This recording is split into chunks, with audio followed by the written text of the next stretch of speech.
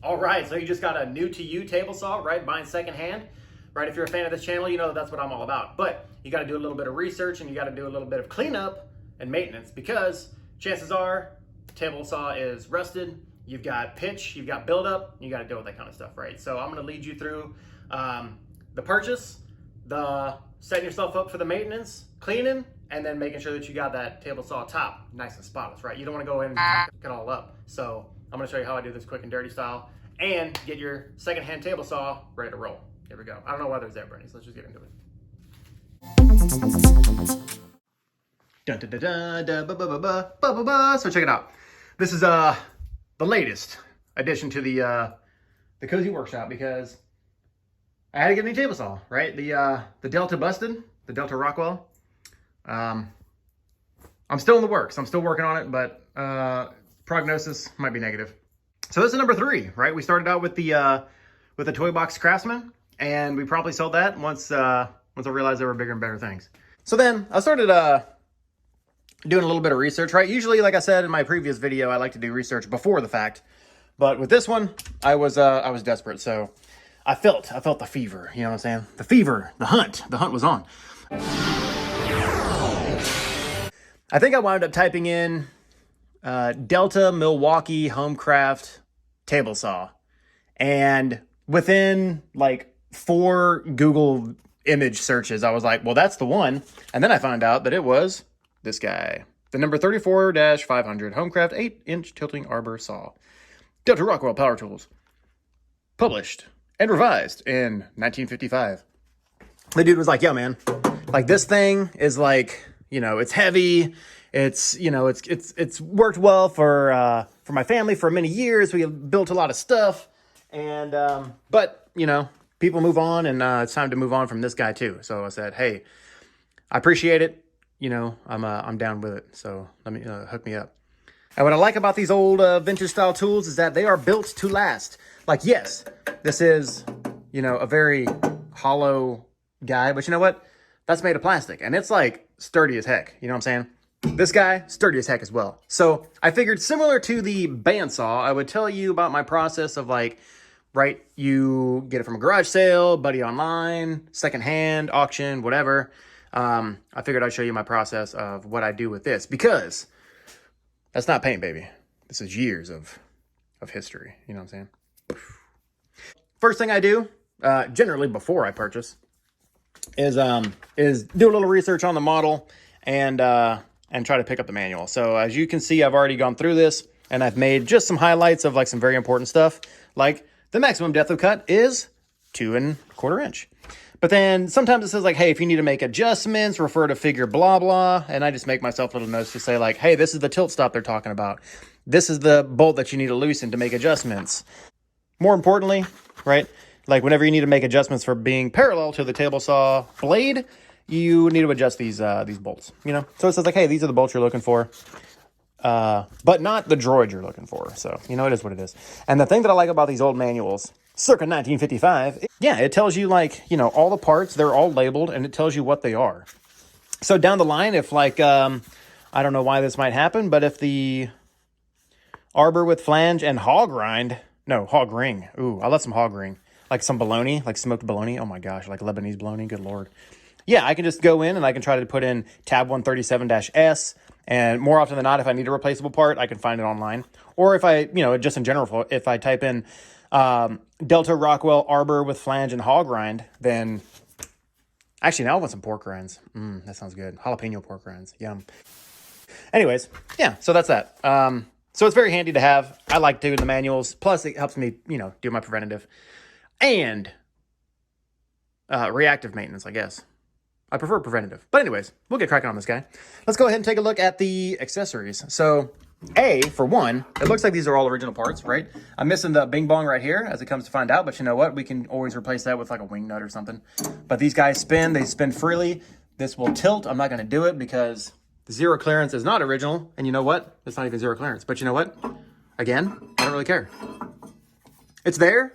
It looks like Homeboy machined it with the family, but you know what? It's all good. If I want a zero clearance, I can always make one by reproducing this with a piece of wood, like I did with that guy. One thing that I do notice besides the general growiness of it, which is okay, right? It's all superficial, is that most of these parts look like they are still in pretty good condition.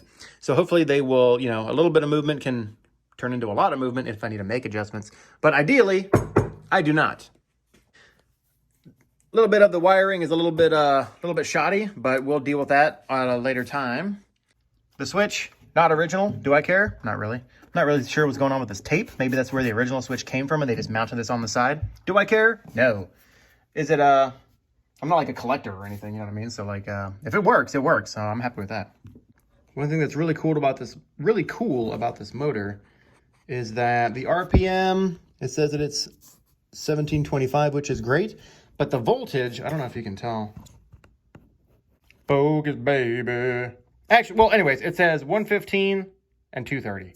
So if and when I don't have 230 yet, or 220, whatever the case may be. But anyways, yeah, so it can be doodled, which I like. It's very nice. And if I ever decide to upgrade my shop, I can always try to reconfigure this motor to 230 volts, which would be really nice just to get a little more booyah in my booyah, you know what I'm talking about? A little more oomph, baby, that's what's up. One thing that I really liked about this, other than the fact that they had the original miter gauge, or at least what seems to be the original miter gauge. Oh yeah, because it has like the little flappy right there. You can like move this flappy. So that's cool. I mean, even just having this, I feel like is a collector's item, which is cool. But the rip fence, I really enjoy. Now, granted, the knob is not original, but it does come with this handy feature, which that Delta Rockwell does not, and that is the fact that it has the front adjust. So one thing that I like about this one is that the front adjust and the back adjust are on the same. They're right here, right? They're just right here. Oops, sorry. Let me get into position. Front adjust, back adjust, so it'll tighten in the back, all in one blah blah, right? I don't have to reach over every single time.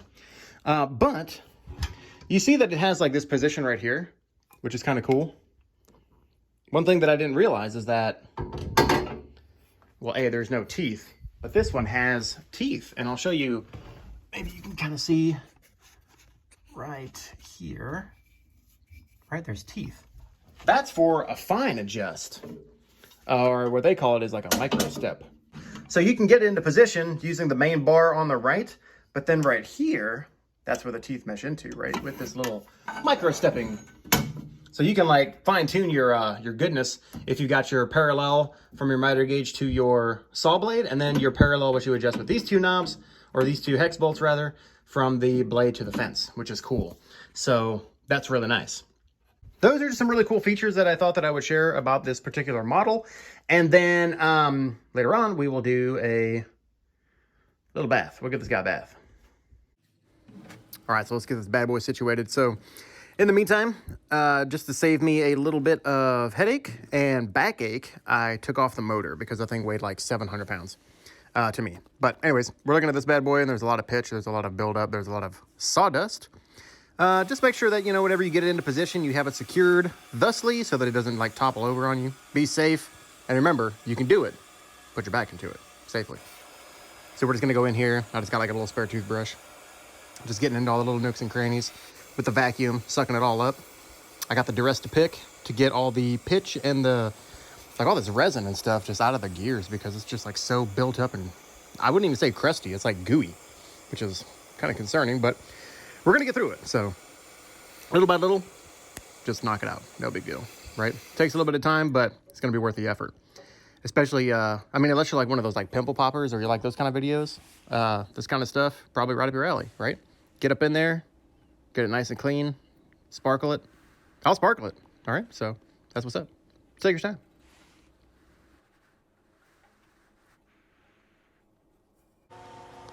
And yeah, you know, like once you, I'm not going to bore you with the entirety of it because once you've seen like 5 seconds, you pretty much get the idea. Just hit it from the front, the back, the side to side. Make sure you hit it from all angles and you get all the troublesome stuff out, right? So even if your gears are seized, like it took a little bit of movement to get these rolling as smoothly as they were, but a little bit of movement could lead to a lot of movement. So just take your time and once you're ready, you can lubricate. So you can hit the real meat potatoes, the top side, Or if you're vegan, the Satan in potatoes. You know what I'm talking about? So I'm just going to take my little shop knife right here. And what I want to do is just get up the really gummed up, grimy stuff. Any big rust spots or any kind of like flaky paint chips, things like that. This right here, I'm not really sure what this is. I think it was just like years of buildup because it doesn't really seem like paint, but not unlike this right here. This is just like white paint chips that have, you know, just kind of festered on the top for many, many moons. But either way, we want to prep it so that it'll be easier for us to scrub it with the liquid fish. You know, I'm talking about the lubricant, because I'm pretty sure that's just all that WD-40 is, isn't it? Isn't it just like liquid fish bits? But I digress. Yeah, so just be careful whatever you're going through with your little shop knife, right? You can use like maybe a razor blade or something to make it a little more smooth and a little more glides on the metal a little bit easier than just a knife, because you don't want to gouge the surface, right? You don't want to create some area for your wood to build up and bind in later on. So just make sure that you hit it from all areas, and that way you can get ready for the steel wool ball. Oh yeah, get it. So then we're gonna scrub here, and again, you don't want to go too rough because you don't want to gouge the surface of the metal. And granted, this is probably like some sort of cast, and it takes a little bit to actually gouge the surface. But again, you want to have some elbow grease, but don't go all Hulkamania on it. You don't want to mess up your surface and have to deal with maybe like a sanding type situation, because that's kind of beyond the scope of what I want to do. So there you go, right? Take your time, get all the surfaces, get the miter slot, get the zero clearance, like I showed you earlier, right? That one's just made out of aluminum, which is kind of sweet, but it cleaned up very nicely. And then once you're done with the steel, you can start hitting it with the green scrubby, the greenie, so that you can kind of smooth out some of the intricacies of the tabletop itself. And you want a really good surface for the paste wax, because you want to paste wax it later so that it's nice and smooth for your glading action. There's the fence and the miter, but, you know, again, just take your time, hit it with the same process as you did as the tabletop, and you should be good to go. All right, looking great. Love it. Yo, so that's it. I'm going to call it right here, right? We got everything situated. We got the pitch removed. The gears are lubricated. Everything's running smooth. Top is nice and shiny, so that's what it's all about. But you might be probably thinking to yourself, like, well, that's all well and good. I got this thing rolling, but, like, how do I know it's going to be parallel, right? How am I going to get the miter slots aligned to the table saw blade? Well, don't worry, dude, because we got the up here, right here. Just click the ding dong, because I already talked about that in my previous video. So if that's something you're worried about, I got you covered. Don't you worry about it. But that's it. I appreciate you sticking with me so far, and I'll catch you on the next one. Peace. I got the bandsaw. This is how you clean it up. I got the table saw. This is how you clean it up, right? We're gonna get through this stuff. We're gonna get to it so we can start making stuff. You know, that's why I'm talking so fast, because like people don't understand that about me. It's like, yo, dude, we got stuff to do. You know what I mean? Like, I go through life looking at videos and I'm like, today I got a table saw. How are you gonna clean it? And I'm like, come on, dude, times 1.75. Let's get this. I got stuff to do, man. I'm like a millennial or whatever. You know what I mean? I don't have time to be talking like molasses are flowing out of my mouth. What are we talking about, man? What are we talking about? What is this? What is this right here? What up?